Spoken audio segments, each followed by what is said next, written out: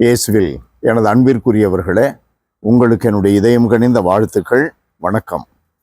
அன்பானவர்களே, இன்றைய சிந்தனைக்கு மார்க் நற்செய்தி 7வது அதிகாரம் 31 37 முடிய. நேற்றைய நிகழ்விலே நாம் பார்க்கிறோம், தீர் பகுதிக்கு ஆண்டவர் சென்றிருந்தார். அங்கிருந்து தெக்கப்பொலி வழியாக கலிலேயா நோக்கி வருகிறார். வருகின்ற வேளையில் காது கேளாதவரும் திக்கி பேசுபவருமான ஒருவரை சிலர் இயேசுவிடம் கொண்டு வந்தனர். இயேசு கையை வைத்து குணமாக்குமாறு அவர் மிகுந்த அக்கறையோடு அவரை தொடுகிறார். தொட்ட உடனே ஆண்டவர் இயேசு என்ன செய்கிறார் பாருங்கள். வெறும் தொடுதல் அல்ல, அவருடைய உமிழ்நீரால் அவருடைய நாவை தொடுகிறார். அவருடைய திக்குவாய் நீங்க வேண்டும். நாம் முதலிலே தொடக்க நூலிலே நாம் பார்க்கிறோம், ஆண்டவராகிய கடவுள் களிமண்ணால் மனிதனை உருவாக்கி அவனுக்குள்ளே உயிர் மூச்சை விடுகிறார். கடவுளுடைய மூச்சு மனிதனுக்குள்ளே வருகிறது, அதுவே உயிராகிறது. இப்பொழுது உமிழ்நீரை அவன் நாவிலே வைக்கிறார்.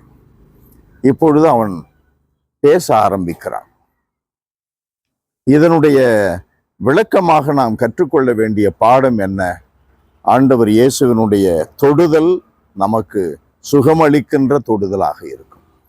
அவர் தொட வேண்டும் என்றால் நாம் அருகே செல்ல வேண்டும். மற்றவர்களை அவர் தொட வேண்டும் என்றால் அவர்களை நாம் அழைத்து செல்ல வேண்டும். நமக்கு அந்த கடமை உண்டு. அழைத்து செல்ல வேண்டிய கட்டளை நமக்கு கொடுக்கப்பட்டுள்ளது. கடவுளால் நாம் தொடப்பட்டால் என்ன நடக்கிறது? ஆவியானவர் நம்மிலே இறங்கி நமக்கு தீமைகளிலிருந்து விடுதலை கொடுக்கிறார். கடவுள் நம்மை தொடும் பொழுது ஆவியானவர் நமக்குள்ளே இறங்கி விடுதலையை கொடுக்கிறார். அன்பானவர்களே, கடவுளுடைய இந்த அற்புதமான செயலை பார்த்து மக்கள் என்ன சொல்லுகிறார்கள்? இவர் எத்துணை நன்றாக யாவற்றையும் செய்து வருகிறார். காது கேளாதோர் கேட்கவும் பேச்சற்றோர் பேசவும் செய்கிறாரே என்று பேசிக்கொண்டார்கள். திருப்பாடல் 37:5 நாம் வாசிக்கிறோம், ஆண்டவரை நம்பு, அவரிடம் உன் வாழ்வை ஒப்படைத்து விடு, அவரே உனக்காக யாவற்றையும் செய்து முடிப்பார். உன்னை பேச வைக்கிறார், அவருடைய வார்த்தைக்கு உன்னை செவிமடுக்க வைக்கிறார், அவருடைய காரியங்களை செய்ய உன்னை நடக்க வைக்கிறார், அவருக்கு நீ பணி செய்யும்படி உன்னை அர்ப்பணிக்க செய்கிறார். எல்லாம் அவர் செய்வார். அவரிடம் ஒப்படைக்க வேண்டும்.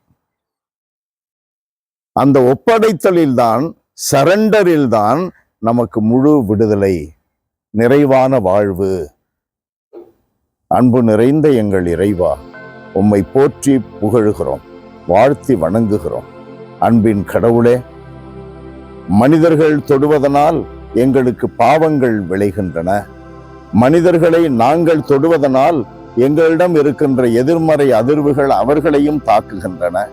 ஆனால் கடவுளாகிய நீர் எங்களை தொட்டால் உம்முடைய ஆவியானவரை கொண்டு நாங்கள் வாழ்வை பெற்றுக் கொள்கிறோம்.